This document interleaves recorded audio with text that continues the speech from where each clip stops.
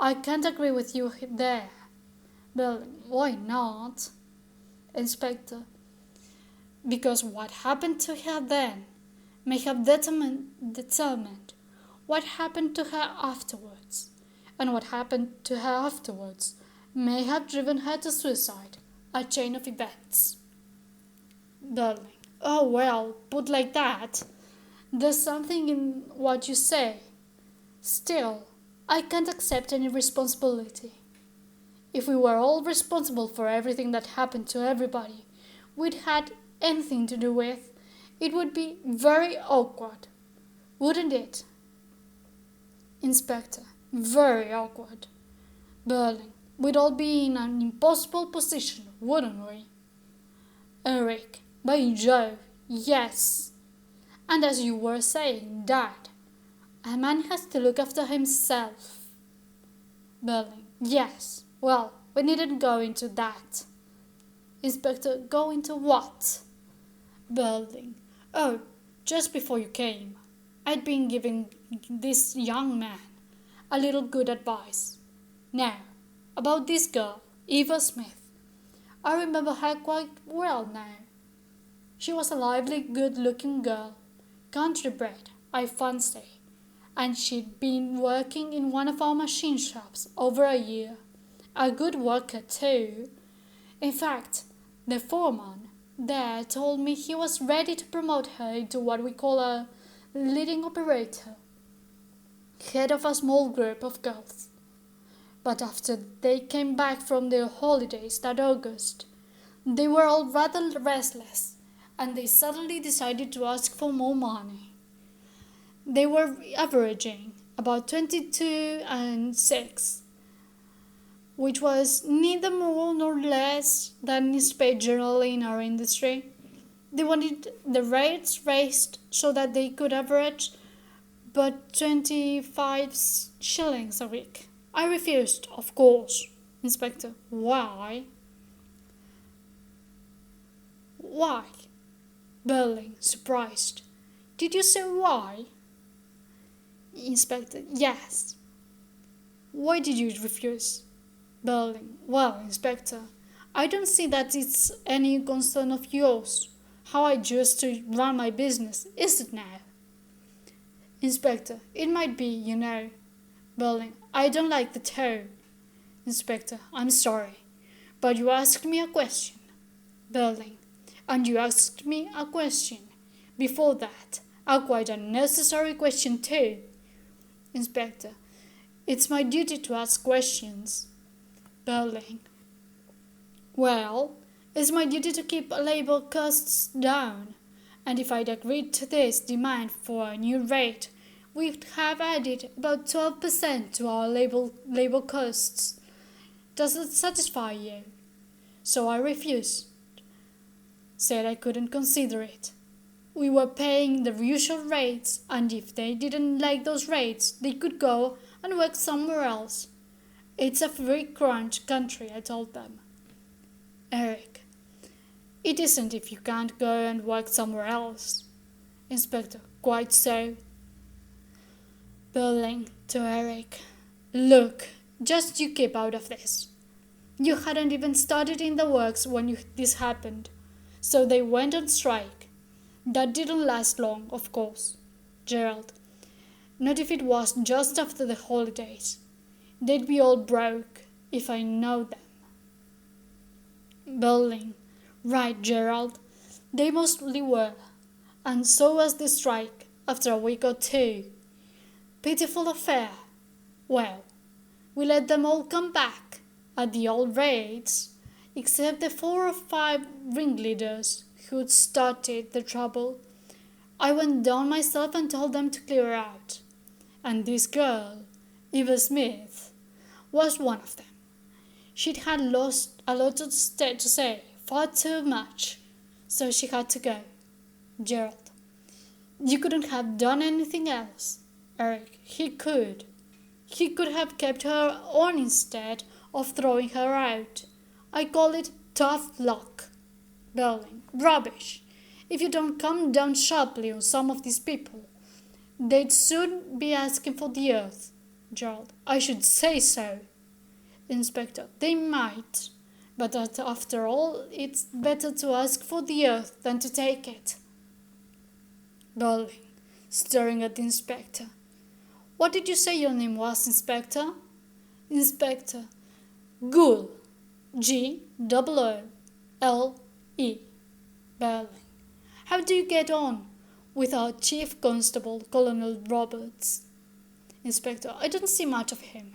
Berlin. Perhaps I ought to warn you that he's an old friend of mine, and that I see him fairly frequently. We play golf together sometimes, up at the West Bromley.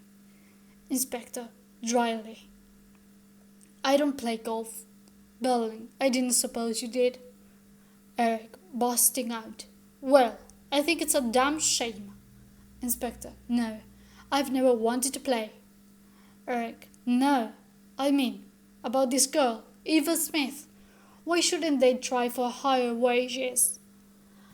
We try for the highest possible prices, and I don't see why she should have been sacked just because she's a bit more spirit than the others. You said yourself she was a good worker. I have let her stay. Berlin, rather angrily.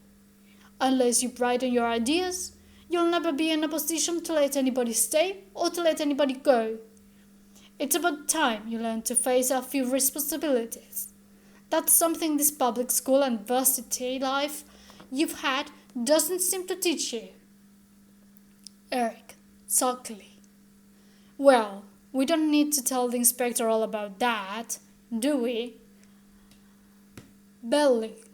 I don't see we need to tell the inspector anything more. In fact, there's nothing I can tell him. I told the girl to clear out, and she went. That's the last I heard of her. Have you any idea what happened to her after that? Get into trouble? Go on the streets? Inspector, rather slowly. No, she didn't exactly go on the streets. Sheila has now entered. Sheila, gaily. What's this about the streets? Noticing the inspector. Oh, sorry, I didn't know. Mommy sent me in to ask you why you didn't come along to the drawing room. Berlin. We shall be along in a minute now. Just finishing. Inspector. I'm afraid not. Berlin, abruptly. There's nothing else, you know. I've just told you that. Sheila. What's all this about? Berlin. Nothing to do with you, Sheila. Run along. Inspector. No. Wait a minute, Miss Berlin. Berlin, angrily. Look here, Inspector. I consider this uncalled for and officious. I've had a mind to report you. I've told you all I know, and it didn't seem to me very important. And now there isn't the slightest reason why my daughter should be dragged into this unpleasant business. Sheila, coming further in. What business? What's happening? Inspector, impressively. I'm a police inspector, Miss Berlin. This afternoon, a young woman drank some disinfectant and died, after several hours of agony, tonight in the infirmary. Sheila. Oh, how horrible! Was it an accident? Inspector. No. She wanted to end her life. She felt she couldn't go on any longer. Berlin. Well, don't tell me that because I discharged her from my employment nearly 2 years ago. Eric. That might have started it. Sheila. Did you, Dad? Berlin. Yes. The girl had been causing trouble in their works. I was quite justified. Gerald. Yes. I think you were. I know we'd have done the same thing. Don't look like that. Sheila. Sheila, rather distressed. Sorry, it's just that I can't help thinking about this girl destroying herself so horribly. And I've been so happy tonight. Oh, I wish you hadn't told me. What was she like? Quite young? Inspector. Yes, 24. Sheila. Pretty. Inspector. She wasn't pretty when I saw her today, but she had been pretty, very pretty. Burling. That's enough of that, Gerald, and I don't really see that this inquiry gets you anywhere, Inspector. It's what happened to her. Since she left Mr. Billing's works that's important. Billing, obviously. I suggested that some time ago, Gerald, and we can't help you there because we don't know. Inspector, slowly. Are you sure you don't know? He looks at Gerald, then at Eric, then at Sheila. Billing, and are you suggesting now that one of them knows something about this girl? Inspector, yes. Billing, you didn't come here just to see me then? Inspector, no. The other four exchange bewildered and perturbed glances. Billing, with marked change of tone. Well, of course, if I'd known that earlier, I wouldn't have called you officious and talked about reporting you. You understand that, don't you, Inspector?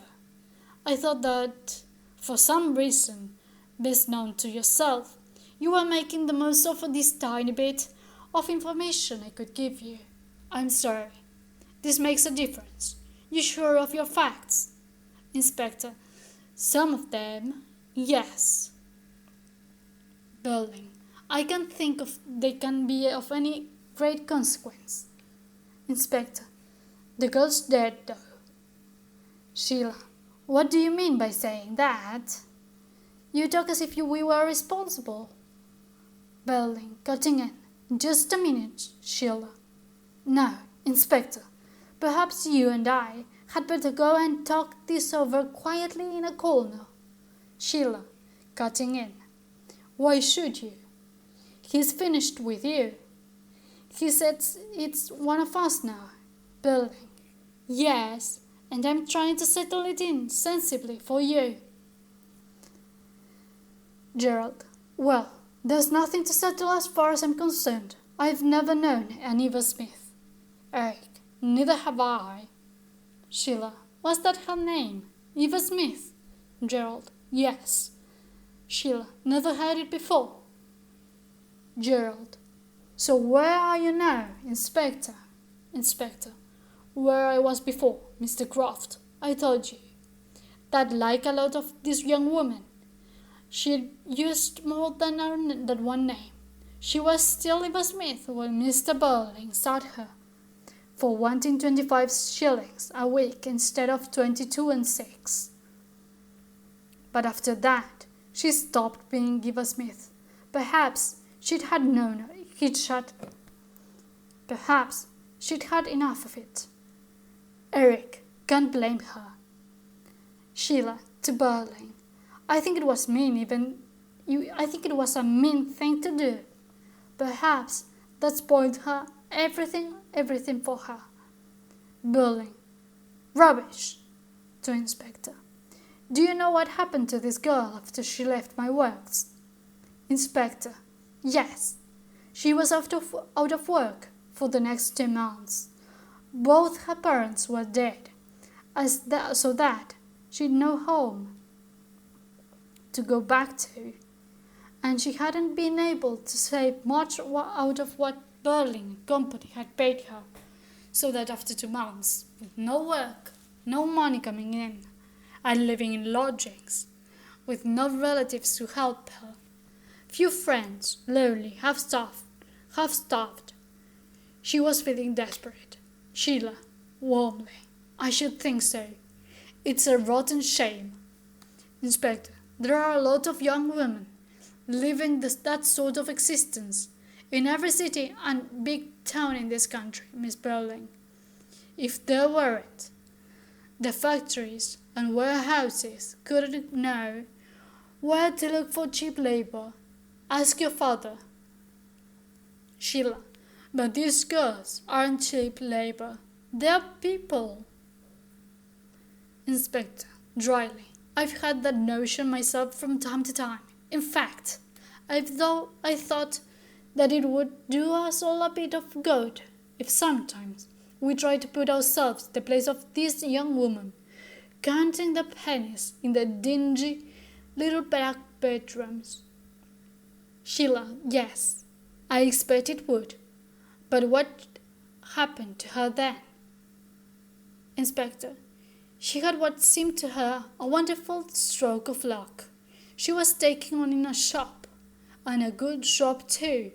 Millwards. Sheila, Millwards. We go there. In fact, I was there this afternoon. Ugly to Gerald. For your benefit. Gerald, smiling. Good. Sheila, yes, she was lucky to get taken on at Millwards. Inspector, that's what she thought. And it happened that at the beginning of December that year, 1910, there was a good deal of influenza about, and Millwards suddenly found themselves